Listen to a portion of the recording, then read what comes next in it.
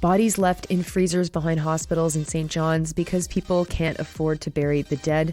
Black Press clears hurdle and will seek approval to be sold to a U.S. publisher. New Navy ships have various flaws, including flooding. Half of the two Michaels have settled with the federal government for millions of dollars. The anticipated announcement about UNRWA yesterday was cancelled, and Senegal will head to the polls at the end of March. Good morning. It's Thursday, March 7th. I'm Nora. Here are your headlines.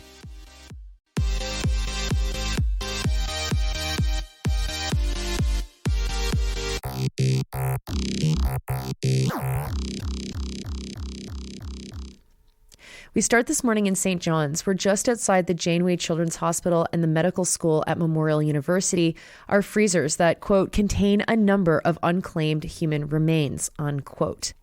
NTV is reporting that the recent attention on these bodies came to be because the province's NDP filed information requests to learn more about the bodies in the freezers. The leader of the provincial party, Jim Din, blames the unclaimed bodies on the high cost of funerals amid the affordability crisis. Now, there is public money that people can request to access to help pay for the cost of burials and funerals, but the rates haven't increased in more than 20 years. NTV doesn't have anything in their article more than that. No information on whose bodies are in those freezers, how long they've been there, who has authority over the freezers, and what ultimately will happen if no one comes to claim the bodies.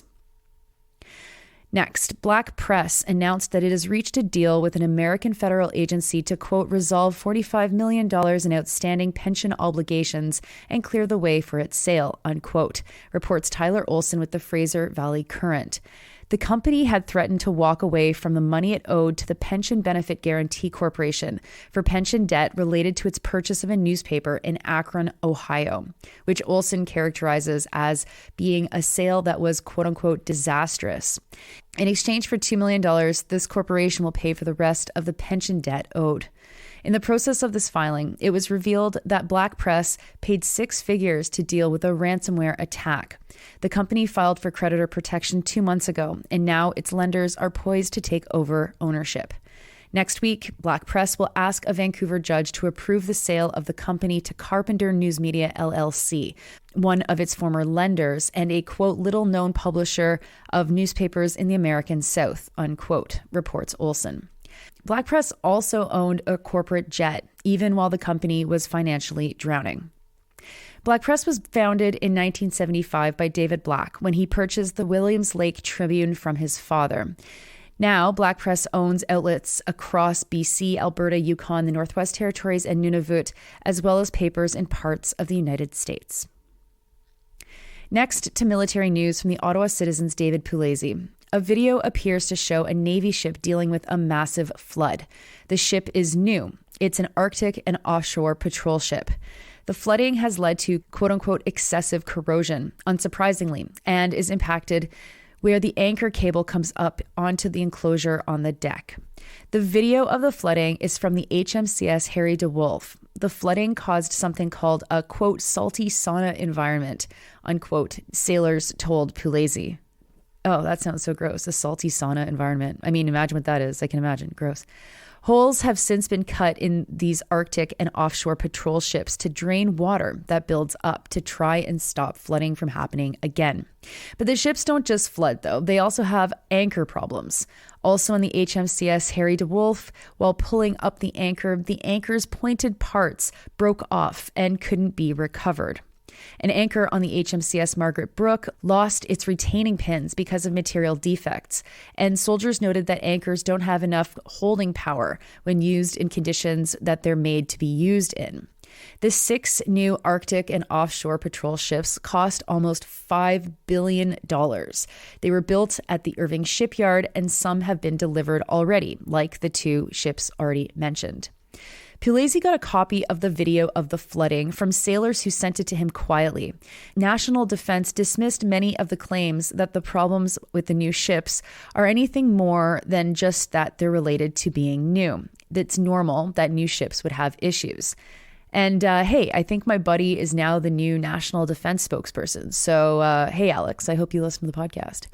Now, this is my favorite part. The ships are only under warranty for a year. Like, my fridge is under warranty for, 5 times that. Canada apparently buys new ships and agrees to a 1-year warranty. And so Canada will have to pay to fix the defects on these ships. Pugliese has also confirmed that these new ships can't manage operating Cyclone helicopters on board because the refueling system is too heavy for the ship, and the ships can't do emergency towing, despite having emergency towing been a requirement listed in the original contract to build the ships. Some of the vessels have cranes that don't work, and the supplier of satellite communication systems aboard the vessels, quote, no longer has the security clearance to provide the Navy with parts, unquote. The article goes on from there, and so I encourage you to check it out if you want to hear the sorry state of military procurement in Canada. Next, one half of the two Michaels, Michael Spavor, has received a multi-million-dollar settlement from the federal government.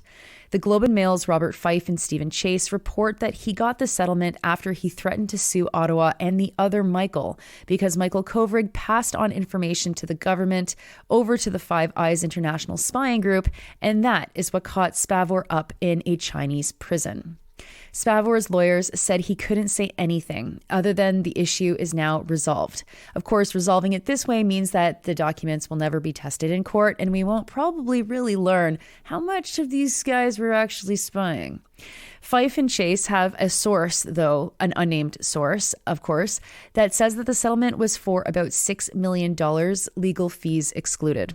There's also no news about whether or not Kovrig also got a settlement. Spavor was close to North Korea's leadership and had spent time with Kim Jong-un and other high-up officials there. Spavor, during questioning by China, admitted to passing information off to Kovrig, according to another anonymous source, which then set off the chain reaction that landed both Michaels in jail. At the heart of this story is the group called the Global Security Reporting Program, something that is overseen by Global Affairs Canada. A report into this agency back in December found that there were major deficiencies in how the reporting program operated. There's a lack of security assessments and protocols and legal guidance, for example. It genuinely sounds like Canada's own spy agency, though however rinky-dink, I guess. The one thing that this report noted was that it wasn't clear that people understood that if they left a diplomatic post and worked for this reporting group, like Kovrig did, they would no longer have the diplomatic protection that they would normally have as an agent of Global Affairs Canada. That obviously posed some severe risk to people who may have bounced between Global Affairs Canada and the GSRP. Now, there's also the story of the Garretts, a Canadian couple who have a coffee shop at the border of China and North Korea, and who were also arrested for spying after they met a different GSRP agent named Martin Laflamme. The report found that the GSRP operates in a, quote, distinctly gray zone, unquote, related to intelligence, which is not great if you want to keep your agents safe. And if you're going to tango with a guy like Donald Trump, that might poke the bear called China, that then might arrest your two Michaels because they are engaging in high-level secret intelligence, not spying, but spying-ish stuff. Or, as Spavor alleges, one of them was engaged in this. Anyway, we'll probably never know the real story. Next, a quick return to a story from yesterday. Ahmed Hussein canceled his press conference yesterday and did not announce that he would resume funding to UNRWA. And there was very little news about this decision. The best story is from Mia Rabson at the Canadian Press. Instead, quote, discussions continue on the subject, unquote, said a, quote, senior government source, unquote, who is also granted anonymity by Rabson. On this issue, I really have to ask why. What is the purpose of giving this person anonymity to say that discussions continue on the subject? They obviously continue on the subject. If they didn't continue, the press conference would have happened. Why are journalists agreeing to this? It's so unacceptable, and it allows for the government to be more opaque than they should be. The article then continues to explain how bad things are getting in Gaza, like this, quote, "And the situation in Gaza has grown beyond crisis proportions," unquote. And finally to Senegal, where the government has set March 24th to be the date of its next presidential election. The election was supposed to be held on February 25th, but the president, Macky Sall, announced that it would be postponed. People took to the streets in protests in reaction. The country's constitutional council disagreed with Sall's decision and ordered that the government set an election date as soon as it could. People feared that Sall was delaying the election to try and stay in power longer, as he's ineligible to rerun due to term limits. There were questions over whether or not candidates who intended to run were eligible, and Sall argued that he didn't want to leave a governance hole if he stepped down before a candidate list could be worked out. Those are your headlines for Thursday, March 7th. I'm Nora. You're listening to this podcast at sannydora.com, on the Real News Network podcast feed, and anywhere you get your podcasts. Hope you have a great Thursday, and I'll talk to you tomorrow, which, by the way, happens to be Friday.